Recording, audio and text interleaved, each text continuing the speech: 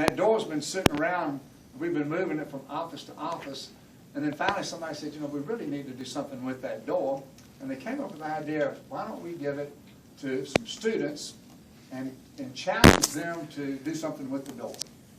And so the idea was to give it to Ms. Smith at Dunbar Magnet School. And so these students have done something with my door, and I don't know what it is yet, but I'm real excited to see what they've done. So, Ms. Smith, do you have any comments you'd like to make? Well, we'd like to thank you first for choosing Dunbar. We are the Performing Arts Magnet School right here in downtown Mobile. We love being here, and we love being part of your community. So thank you for asking us to do this. We had such great fun. I already told them I want my door painted next week, so I'm next on the list. These are a group of art students. They are in Art 2 and Art 3 classes, and they have a wonderful teacher hiding back here, Ms. Duffus, who is the visionaire, and I think you're going to really enjoy this door, because what we tried to do was highlight all of the great things about the past year and about Mobile. Well, thank you very much, Ms. Duffus. Would you like to make a comment? Well, I will like to say that we did this quickly, and it just shows the talent we have at Dunbar. We have an extremely talented group of students this year, and I just want to show you the door and describe what we've done and what it's all about. Let's have a look. Some of the students need to come over here and pull this off. Yeah? Well. Drum roll. Whoa! Oh! Wow, some of y'all come over here on this side. Some of y'all come over here on this side. Well, what we went with was the One Mobile, which is kind of what you're all about and where you're going with the city. And so we wanted to find a way to unite Mobile. So we described it as the blues and yellows and reds, and then we tied all of that into the meaning of what Mobile is all about. And that's how we came up with all the ideas. So I see Bayfest, obviously Mardi Gras, Rosea Trails, Roseas, Mardi Gras, the seafood industry, obviously the battleship, fishing, the skyline. Are these y'all's names on here? Yes. Very good. Oh, they sure are. Well, that is awesome. And these are our colors. So we wanted to. These are the colors of the school? Exactly. Yeah. Well, that is so exciting. Now, who did the most of it? We all did. That's a team effort. That is great. That is wonderful. Well, I can't thank y'all enough. I don't know where that piece of furniture came from, but it doesn't look very good to me. And so I think we're going to put that door right there so that everybody that comes into the mayor's office will be able to see this. And when they asked me, I would say it was the students at Dunbar, you know, that have done this, which I think is just incredible. So thank y'all very much. Would any of you students like to make a comment on camera? No, well. We thank you for picking us, and we were very honored that you picked us to do this. And it was fun and a new experience for us. Well, thank you, Noel. I really appreciate it. Thank each one of y'all. Now, I think what we're going to do, maybe get some still pictures. Is that what we're going to do, George? Guys, if you have a question about this, we may have a minute. They got to get back to school, though. So. They want y'all to stall.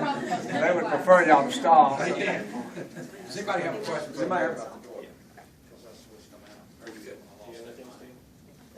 Talk about seeing it when it came off and seeing it now. Obviously, it's been 1 year now. What are your reflections on it? When I took the door off, when we were doing it, I was actually afraid we weren't going to get it off because one of the screws was stripped, and thank goodness it came off. And really, as we moved that door around all year long, I kept thinking, what can we do with it? And I'm really glad that somebody came up with an idea, because I mean, it really is. The idea of transparency and openness is one that can just get lost, you know, if you're not thoughtful about it. So if we put it here as a reminder every day, I just think it would be a big deal. It will help us stay focused as administration, how important it is that we need to stay open and transparent. The symbol is transparency, Mayor. Is there areas that you're looking to improve in that in the next year? Well, I think the media, you know, I think I ought to be on call, be off 24 hours a day, you know. I made the comment the other day to John that we have endeavored to make sure that we've been open to the media, and I can only recall one time when we haven't responded. And that was when I got a phone call at 9 o'clock one night, and they asked me if they could come to my house for an interview, and I said no. Other than that, I pretty much have been available for y'all for anything. That's how we plan to keep it. But I do think that also the way the administration functions, that as we install some of the new software, it'll take 2 years. It'll give the citizens an opportunity to see more about what we're doing, which will be very helpful. And that'll just be another degree of transparency that we have going forward. So. 1 year after taking office, what are some of your accomplishments that you set out, the goals that you set out to accomplish, and then things that you're still working on? Well, one of the things that comes to mind is the first one comes to mind because I just said it, and that is the purchase of the software system. Because that's got to tie everything together. I mean, that's huge. I think that we've made some real strides in public safety. And those are the two that come to mind, right now. But, I've had several of these interviews about, some of the accomplishments, and there have been a lot of accomplishments. The biggest, though, I think, even though those two came to mind first, but the biggest and most significant has to do with getting the fiscal house in order. Getting us, making sure that we're on a solid financial footing, and we are headed in that direction, and so that's probably the biggest accomplishment. Any goals you want to put out there that you're looking for this coming year that you look to accomplish? We want to accomplish twice as much in year 2 as we accomplished in year 1, and I don't mean that in a funny sort of way, although it may have come across that way. Every week that goes by, I mean, it's important for us to make significant, improvement in every area of city government, and especially when I think about the city employees interacting with our citizens to make sure that we're being customer-friendly, service-oriented, and and we have this a feeling of being in a hurry, to get things done. I think of 311 calls, and somebody says, be a year before I can get to your ditch. That's completely unacceptable. And so we want to be more effective and more efficient and more responsive to the citizens. While we have you here real quick, what are your thoughts on last night's election with the GOP taking control of the Senate? Well, the whole country, we've ebbed and flowed. If you look over the last, 15 years, there are people that get excited when the Republicans in, there are people that get excited when the Democrats in. At the end of the day, everybody's looking for improved quality of life. They're looking for better jobs. They're looking for change to come out of Washington. It seems that there's been gridlock. And so there's hope, right now. There are a lot of people excitement. But I think it would be, the proof would be in the pudding, a year from now, have they really accomplished something? All this talk, that's what they want to do. So let's see it. It's time to see it. But I'm excited at the national level and at the state level. And I'm excited about some of the local races that we had. So it's an opportunity to implement things that were promised during the campaign trail. Any reaction to the police chief's comments yesterday at the city council meeting, concerns that he said?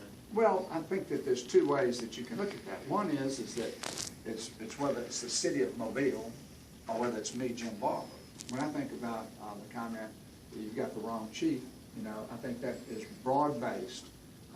That could be true for any city. If you have to have this kind of oversight when you've got 6 layers of oversight that already exist, then something is amiss. And if there's ever been a time when there is not a need for any more oversight in any department, it is today. And I feel very strong about that. Chief Barber has made great strides in discipline, responding to any suggestions that have come in. And so I think that was kind of misguided about us needing that oversight committee. I just don't think that is something that we need in this city. We'll make a little time for y'all. We got to get them on their pictures here. Yep. If you don't have additional questions, we can Yep. do them after that. So who wants to be the mayor?